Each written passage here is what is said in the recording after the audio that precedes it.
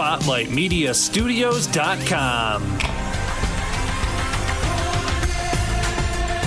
Welcome to Education Unfiltered. Here is Mary Stucko.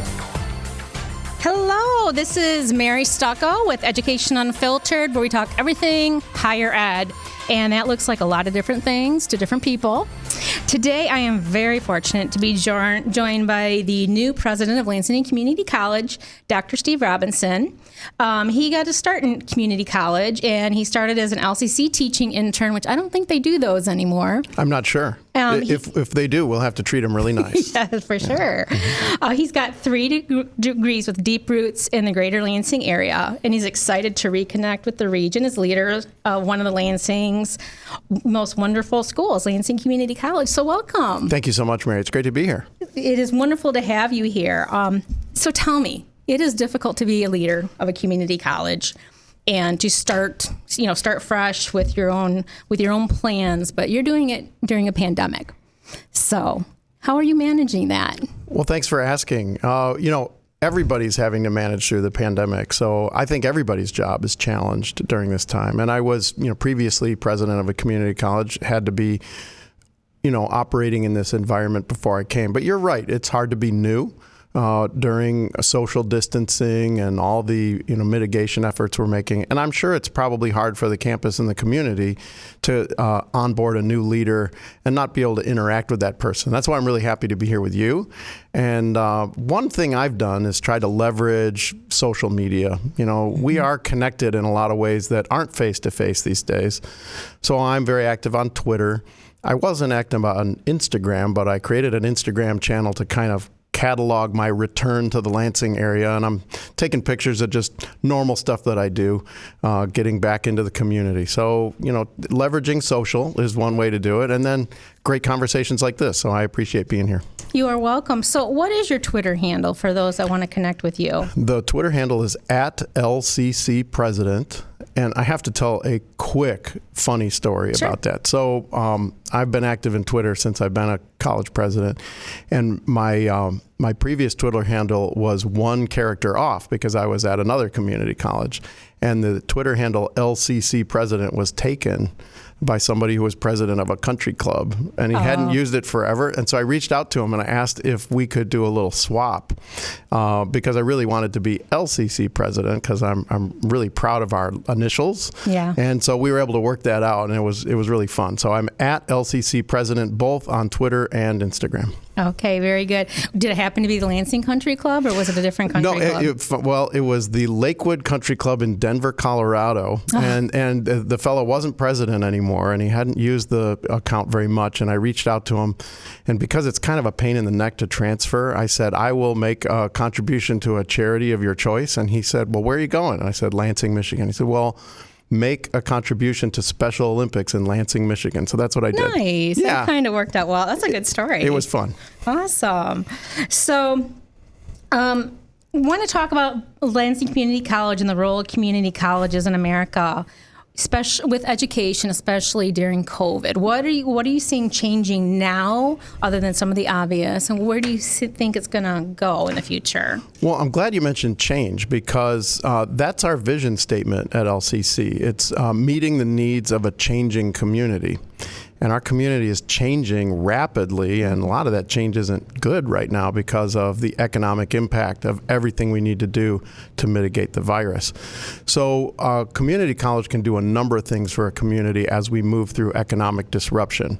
And in the brief history of community colleges in this country, community colleges have stood up and helped communities get through economic downturns. We did it in the Great Recession, and we're going to have to do it again when we emerge from coronavirus. So job one is to keep our students, faculty, and staff safe through the pandemic so that we're here to help the region recover when we get to the other end of this thing. And we're going to need to do that through workforce development, economic development, and affordable pathways to bachelor's degrees. And of course, that's been our wheelhouse since 1957. So I'm confident we'll be there, but we need to make sure that we are prepared when the region needs us. Yeah, I think that's a really good point. And LCC is such a great place to start. And I work in the business program, and we also do a lot of 3+1s with partners where they can actually take 3 years at LCC in 1 year at a 4-year. And that makes it even more affordable. And when people learn about that, I think they get more excited about, oh, great, I can really get a 4-year degree without going into tremendous debt. Right, exactly. And that's something we've been doing for a long time. And you mentioned 3+1. I have other great articulation agreements like with Michigan State, with Envision Green.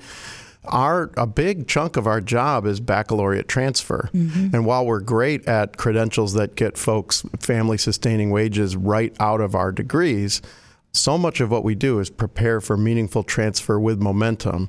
We were just talking about that at a team meeting today, trying to make sure that we mitigate the credit loss that sometimes happens with transfer students so that all their credits transfer and get them on the path to the degree that they're looking to get. Absolutely. It's so important.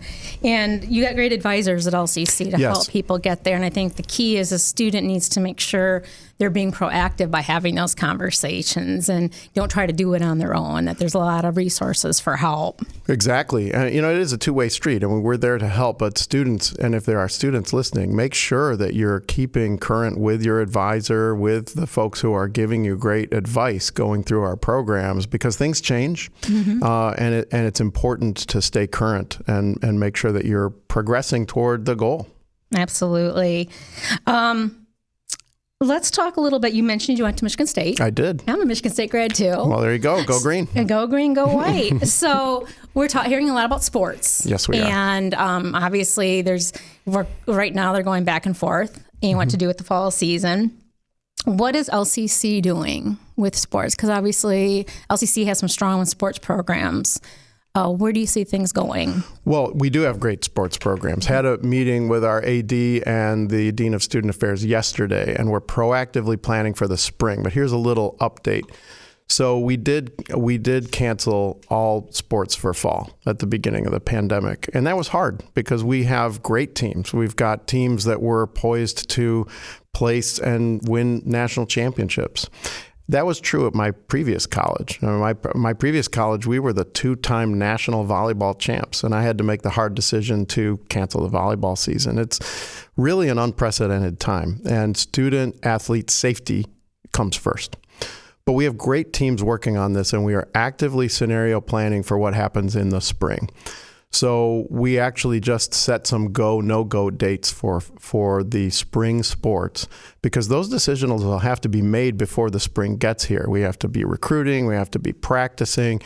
And again, if we're going to do it safely, we have to plan ahead. So we have the good thing about NJCAA is the volleyball play has been pushed into the spring.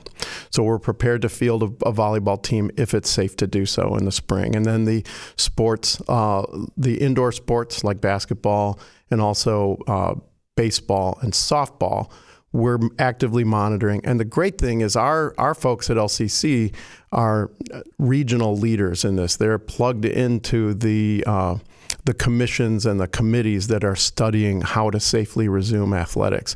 We do know we'll be doing it without spectators, and that's tough because we got a great location at Gannon for folks coming to see our athletes play, and of course those athletes feed off of that energy in the crowd. But the pros are doing it now. We're going to have to do it. They're going to have to play without spectators if we're able to safely go forward. Yeah, that makes sense.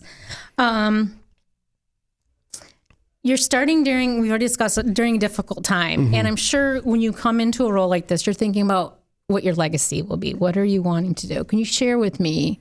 Or do you think it's going to change too much in the next 5 years, 10 years? No, it's a fair question. I will say I haven't thought much about legacy. This is day 2 of week 4. So in your first 30 days, what have you decided? So my legacy so far is I'm doing a lot of listening. But that's really on brand for me. I like working at a community college because I'm a learner. I love to learn things. I love talking to faculty. I love talking to our great staff who know a lot of things. And, unlike a lot of my friends who work in other industries, we just have a great diversity of thought leadership within a comprehensive community college.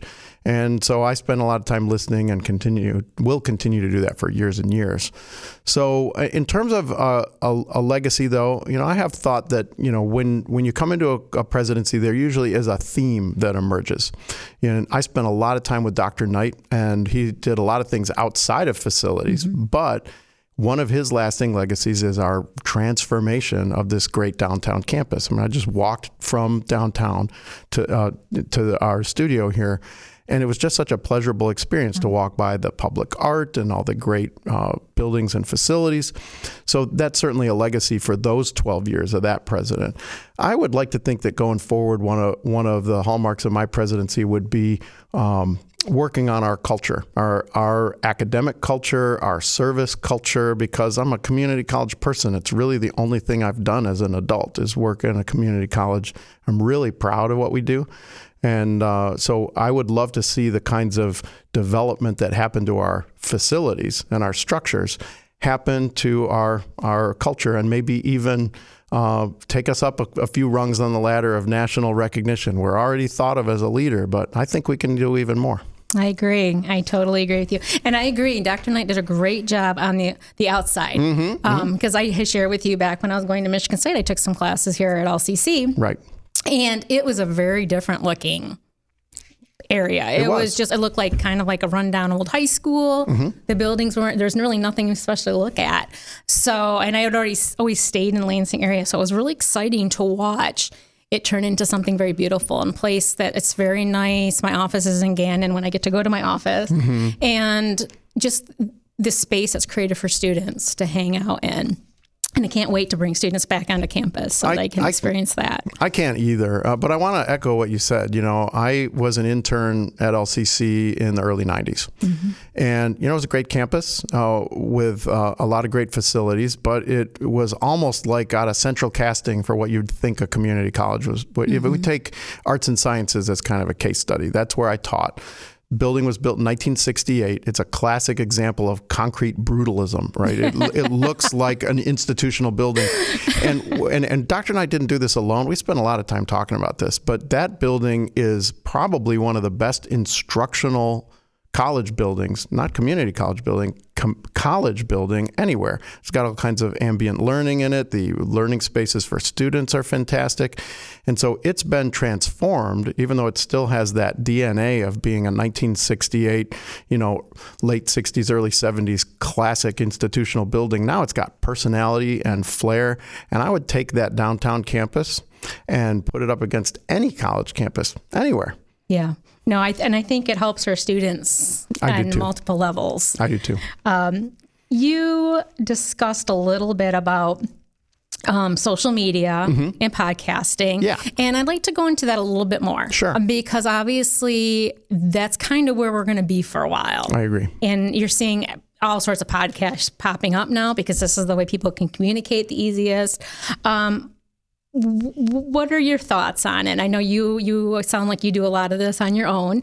Can you share a little bit about that with us? Yeah. When you think about the last sort of 5 months, most of the way, or a good chunk of the way we've interacted with the world is through our screens and our earpods. And you and I are wearing headphones. We're actually in the same room, but we could be doing this kind of thing remotely. And so we have the technology to connect and share ideas in this way, and we're going to need to in order to stay safe while the virus is not under control. So I think that's going to be an important strategy, not just for doing our work, but also for learning and instruction. Good thing is LCC is a leader in this area. We've got a lot of great technology, a lot of smart faculty who know how to leverage technology and innovation in learning. Personally, audio production is a hobby of mine. The microphone I'm speaking into is the same one I have in my home studio. It's a great mic. And I did college radio at Michigan State. So I had a Sunday morning radio show on WDBM. And in my career as a college president, I've had a couple of podcasts, including a national podcast on the perception and image of community colleges. And even before the pandemic, the podcast was a great format for that because I talked to people in 15 different states from 45 different colleges, and could not have done that if we were going to do it face to face. So all those interviews were remote, and the dialogue was as rich as the one we're having now. So I think when we're at a distance and staying safe, we can leverage some of these technologies, particularly in social media with audio and video, to connect and continue to do our work. I agree. So tell me, what message would you have for fall getting ready to start, to the faculty, and to the students coming back? Great. Well, my first message is LCC has a people-first strategy for keeping our LCC community safe.